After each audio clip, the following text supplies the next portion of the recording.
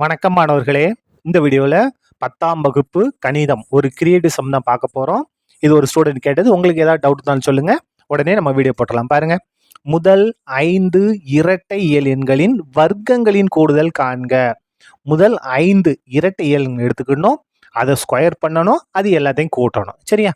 இப்போ பாருங்க, முதல் 5 இரட்டை இயல் எண்கள் எடுத்துக்கலாமா? பாருங்க, 2 4 6 8 10. இதான் என்னது?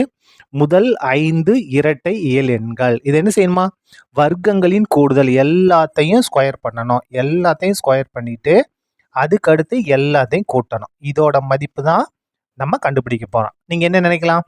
2 ஸ்கொயர் பண்ணா 4, 4 ஸ்கொயர் பண்ணா 16, 6 ஸ்கொயர் 36, 8 ஸ்கொயர் 64, 10 ஸ்கொயர் 100, எல்லாத்தையும் கூட்டி எழுதலாம். கூட்டி எழுதிங்கன்னா உங்களுக்கு 1 மார்க் தான் கிடைக்கும். ஏன்னா ஆன்சர் மட்டும் தான் கரெக்டாக வரும். நம்ம என்ன செய்யணும்? ஃபார்ம்லாம் பயன்படுத்தணும். சரியா? இப்போ பாருங்க, இதோட கூடுதல் தான் நம்ம கண்டுபிடிக்க போகிறோம். ஈக்குவல் டு இந்த 2 ஸ்கொயர் இருக்கு இல்லையா, இது எப்படி எழுதலாம்னா 1 ஸ்கொயர் பெருக்கல் 2 ஸ்கொயர்னு எழுதலாம். ப்ளஸ் இந்த 4 ஸ்கொயர் இருக்கு இல்லையா, இதை 2 ஸ்கொயர் பெருக்கல் 2 ஸ்கொயர்னு எழுதலாம். ப்ளஸ் 6 ஸ்கொயர் இருக்கா, இதை 3 ஸ்கொயர் பெருக்கல் 2 ஸ்கொயர்னு எழுதலாம்.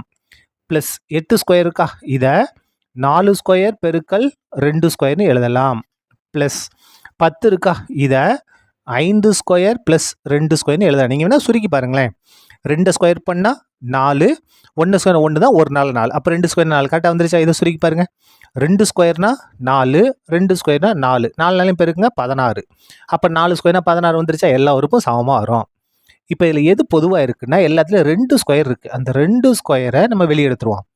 2 ஸ்கொயர் எடுத்துட்டோம், 1 ஸ்கொயர் மட்டும் வரும். இந்த 2 ஸ்கொயர் எடுத்தாச்சு, உள்ள ஒரு 2 ஸ்கொயர் மட்டும் இருக்கும். இந்த 2 ஸ்கொயர் எடுத்துட்டோம், இங்கே 3 ஸ்கொயர் மட்டும் இருக்கும்.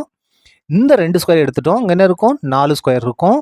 இந்த இடத்துல இந்த 2 ஸ்கொயர் எடுத்துட்டோம், இங்கே என்ன இருக்கும்? 5 ஸ்கொயர் மட்டும் இருக்கும். இப்போ பாருங்க, 2 ஸ்கொயர்னா 4.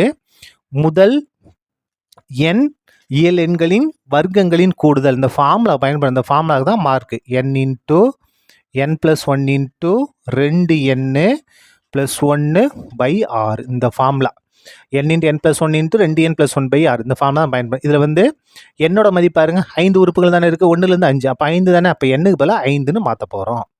மாற்றிக்கலாமா? இப்போ பாருங்க, 4 இன்ட்டு எல்லாம் பெருக்கல் போட்டுக்கலாமா?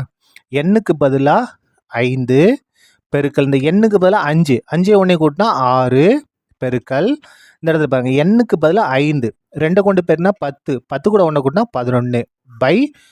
கணக்கு புரிஞ்சுதா? இந்த 4 அப்படியே போட்டுட்டோம். இந்த எண்ணுக்கு பதிலாக 5 போட்டாச்சு.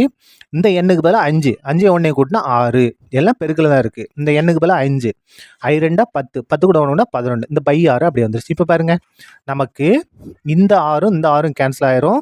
மிச்சம் என்ன இருக்குது பாருங்க, 4 பெருக்கல் 5 பெருக்கல் 11 பெருக்கலாமா? 4 5 20, 20ஐயும் 11ஐயும் பெருக்குனா 220. இதான் என்னது? நமக்கு தேவையான ஆன்சர். சரியா? அவ்வளோதான். இந்த கணக்கு முடிந்தது. நன்றி.